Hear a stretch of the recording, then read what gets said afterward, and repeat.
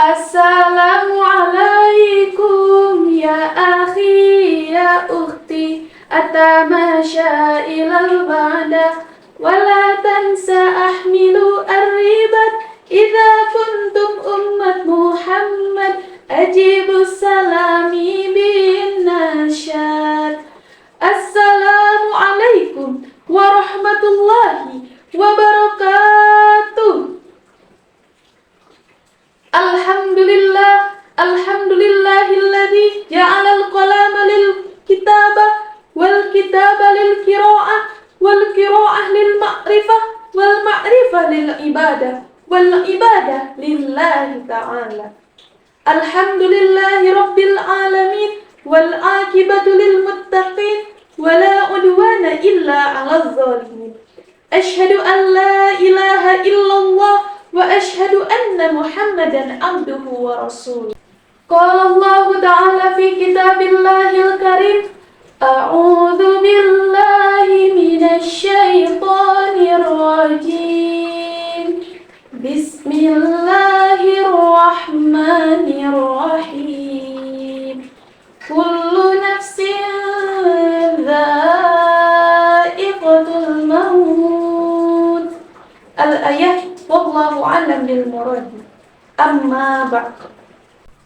Segala puji hanya milik Allah yang telah menjadikan hidup dan juga mati, yang semata-mata ini adalah ujian darinya agar kita semua beramal soleh. Salawat beserta salam semoga tercurah limpahkan kepada Nabi besar kita, yakni Nabi besar Muhammad sallallahu alaihi wasallam. Tak lupa kepada para keluarganya, para sahabatnya, para tabi'in dan tabi'atnya, dan semoga sampai kepada kita semua selaku umatnya. Amin ya Allah ya Rabbal Alamin. Baik, sebelumnya perkenalkan, nama saya Nur Hikmah, kelas 12 TKJ 1.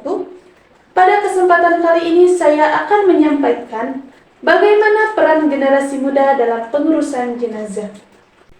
Kita sebagai umat muslim atau umat Islam, kita semua sudah pada tahu bahwasanya yang namanya hidup di dunia itu tidak akan kekal atau tidak akan abadi. Namun hidup di dunia itu hanyalah sementara. Maka dari itu kita bisa mengambil pelajarannya atau kesimpulannya bahwasanya kita akan mengalami yang namanya kematian. Dalam mukadimah tadi, dalam pembukaan, bahwasanya Allah Subhanahu wa Ta'ala telah berfirman dalam Al-Quran, yang artinya bahwa setiap manusia atau setiap yang bernapas itu akan mengalami kematian. Maka dari itu, ketika ada satu orang atau seseorang yang meninggal, umat muslim, lalu kita sebagai umat muslim itu akan ada yang dinamakannya fardu kifayah, yaitu fardu yang hanya dilakukan oleh sebagian orang atau cukup dilakukan oleh sebagian orang. Meskipun yang namanya pahala itu dilakukan bagi orang yang mengerjakannya. Nah, lalu apa saja kewajiban bagi yang hidup kepada yang sudah meninggal, atau apa saja yang akan kita lakukan sebagai umat muslim ketika ada seseorang yang meninggal dunia? Ada beberapa kewajiban, yaitu ada 4 kewajiban bagi kita yang masih hidup. Yang pertama adalah memandikannya, yang kedua mengkafaninya, yang ketiga mensolatinya, lalu yang keempat menguburkannya.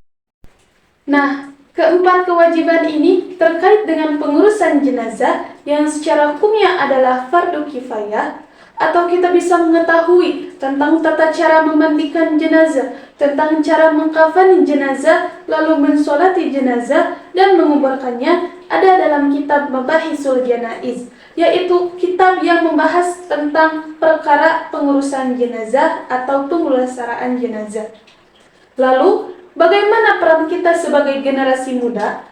Tentu saja kita harus melakukannya, karena orang tua yang sudah biasa dalam melakukan pengurusan jenazah itu mungkin atau pasti akan meninggal jika sudah ada pada waktunya. Lalu siapa yang akan melanjutkannya? Tentu saja kita semua kan, yang masih muda-muda, yang masih fresh, yang masih segar. Betul gak? Nah, makanya dari itu saya mengajak teman-teman sekalian untuk senantiasa mempelajari tentang ilmu-ilmu dalam pengurusan jenazah, mulai dari ilmunya, etikanya, sampai dengan akhirnya tentang pengurusan jenazah. Maka dari itu, kita sebagai generasi muda sekaligus seorang pelajar atau thalabul ilmi, kita harus tetap berusahalah, belajarlah agar kita bisa dan kita tahu tentang pengurusan jenazah.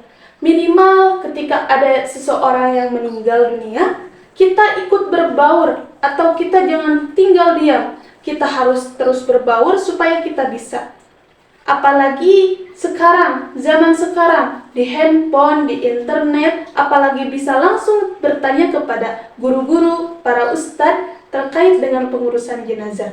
Maka dari itu, untuk mempelajari ilmunya, itu akan menjadi semakin lebih mudah. Karena thalabul ilmi faridatun ala kulli muslimin wal muslimat. Apalagi ini tentang pengurusan jenazah yang dimana itu pahalanya merupakan atau hukumnya adalah fardu kifayah. Mungkin sekian yang dapat saya sampaikan, kurang lebihnya saya mohon maaf, karena kelebihan dan keutamaan itu datangnya dari Allah Subhanahu wa Ta'ala, sedangkan kekurangan ada dalam diri saya pribadi. Sebelum tutup, yaitu likulli maqamin maqalun wa likulli maqalin maqamun. Di setiap tempat yang tepat terdapat kata-katanya yang tepat, dan di setiap kata-kata yang tepat terdapat tempatnya yang tepat. Khudh ma sofa da'na qadar. Ambillah yang baiknya, tinggalkan yang buruk. Wallahul muwafiq ila aqwamit thoriq. Wassalamu alaikum warahmatullahi wabarakatuh.